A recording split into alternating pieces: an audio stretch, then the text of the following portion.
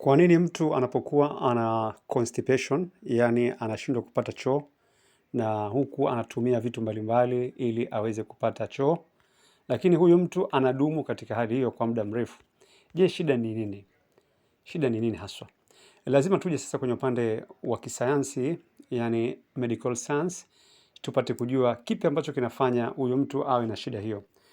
Unaweza ukaangalia mtaalam ambaye anaweza akajua tatizo, pia anaweza akaangalia kwenye upande wa neurologic bowel. Hii inasaidia kufanya construction katika upande wa kusaga chakula. Sasa hii neurogenic bowel inapokuwa imeharibika, inapokuwa hii nerve, hii ni nerve, inapokuwa haifanyi kazi kwa sababu labda mtu ana shida ya Parkinson's disease ama ana diabetes ama alipata spinal cord injuries ama akawa na multiple sclerosis. Haya magonjwa ambayo ndio yasema hapa yanaweza kuwa ndio chanzo cha huyu mtu kuwa na shida ya hii nerve ambayo inaitwa neurogenic bowel.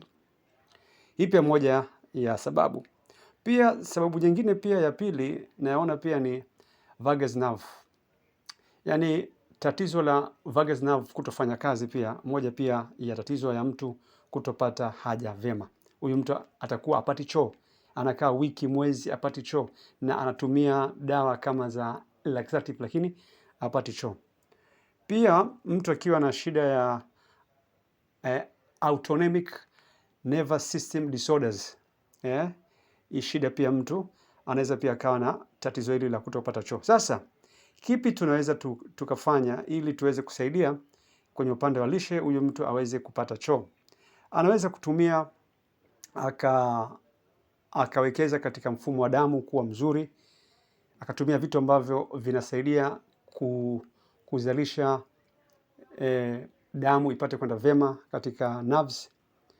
Hii ni nitric oxide. Nitric oxide inaweza ikasaidia kuchukua damu na kupeleka kwenye hizi nerves na kusaidia huyu mtu kuweza kupata choo.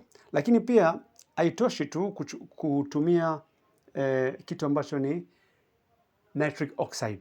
Ni bora pia atumie na vitamin C ya kutosha ambayo pia itakwenda kusaidia kwenda kuwa ni kama vile kuamsha immunity na kusaidia kuwezesha kwenye mfumo huo. Lakini sasa hapa tunaweza kupata vitamin C ya aina gani ambayo ni nzuri? Tunajua kwamba amla ina vitamin C ya kutosha. Bila shaka ndio tunda ama zao ambalo lenye vitamin C nyingi sana. Amla inakuwa ni kama vile laxative katika upande wake mwingine, yani inasaidia kwenda kufanya enzyme ambaye anasaga chakula kuwa active.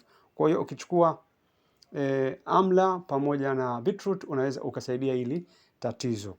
Pia lingine tunapata upande wa limao. Ndimu, si limao, ndimu. Ndimu ni nzuri sana kwenye upande wa kutengeneza nerves zifanye kazi vyema. Yani inakwenda kushtua nerves na kuipa uwezo nerves kuweza kufanya kazi vyema. Hata pia ile asidi ambayo ipo katika ndimu pia inasaidia pia kufanya detoxification pamoja na beetroot kwa kuweza pia kusaidia kuweza kutoa uchafu na kufanya tumbo la mtu lifanye kazi vyema na kupata haja. Sasa vipi unaweza ukatumia hivi vitatu ili uweze kufaidika? Tafuta beetroot moja ya size, tafuta na ndimu moja pamoja na kijiko cha kulia mezani cha amla ya unga na maji kikombe kimoja, vyote blend uwe unakunywa kila siku asubuhi kabla ya kula kitu chochote.